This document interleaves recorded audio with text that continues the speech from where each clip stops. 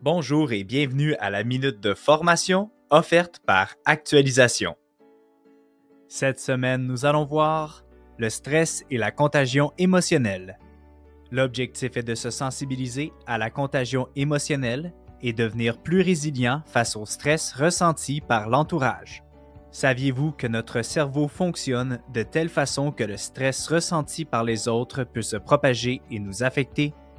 Des chercheurs ont découvert que le niveau de cortisol pouvait augmenter à plus de 20% seulement en observant une autre personne stressée.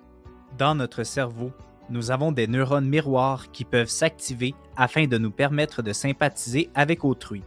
C'est pour cette raison que lorsque nous observons quelqu'un qui bâille, nous allons bâiller à notre tour. Nos sphères de vie personnelles et professionnelles sont plus que jamais affectées par la période de crise que nous traversons tous en ce moment, et chaque personne est affectée différemment et réagit différemment face aux épreuves. Dans le monde du travail actuel, nos chances de ressentir du stress secondaire sont très élevées puisque nous sommes en constante interaction avec les autres. C'est pourquoi, dans cette minute de formation, nous allons voir quelques conseils qui permettront d'être plus résilients face au stress de notre entourage. Premier conseil, pratiquer la gratitude.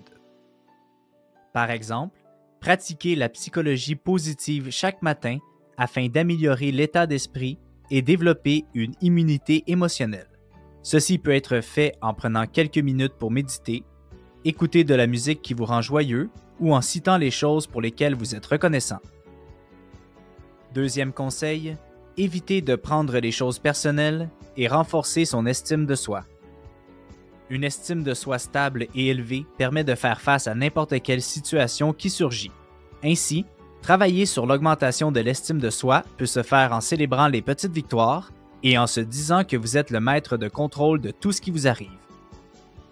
Troisième conseil, identifier la source du stress et modifier sa réponse.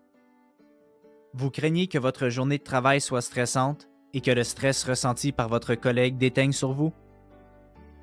Au lieu de voir cette situation comme une menace, acceptez-la telle qu'elle est et profitez-en pour prendre du recul et adopter une réponse plus positive puisque c'est une fausse alarme. Par exemple, vous pouvez prendre le temps de demander à votre collègue ce qui le stresse et comment vous pouvez l'aider à surmonter les effets. Quatrième conseil, adoptez des comportements qui neutralisent les effets négatifs du stress. Lorsque vous ressentez que votre supérieur, collègue ou client est stressé, vous avez le pouvoir de prendre du recul et adopter un comportement positif envers lui. Par exemple, un sourire ou démontrer que vous êtes content de lui parler et de l'écouter. Dernier conseil, sensibilisez les autres sur les effets qui ont des répercussions sur vous. Prenez le temps de discuter avec la ou les personnes qui augmentent votre niveau de stress. Vous pouvez simplement leur expliquer comment vous vous sentez. Vous pouvez aussi leur expliquer le rôle des neurones miroirs. En terminant, prenez conscience qu'en travaillant sur l'amélioration de notre propre état d'esprit permet d'augmenter notre bonheur, mais également celui de notre entourage.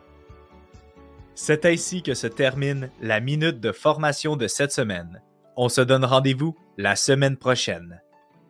Rejoignez-nous sur notre site internet au www.actualisation.com ou contactez-nous au 514-284-2622.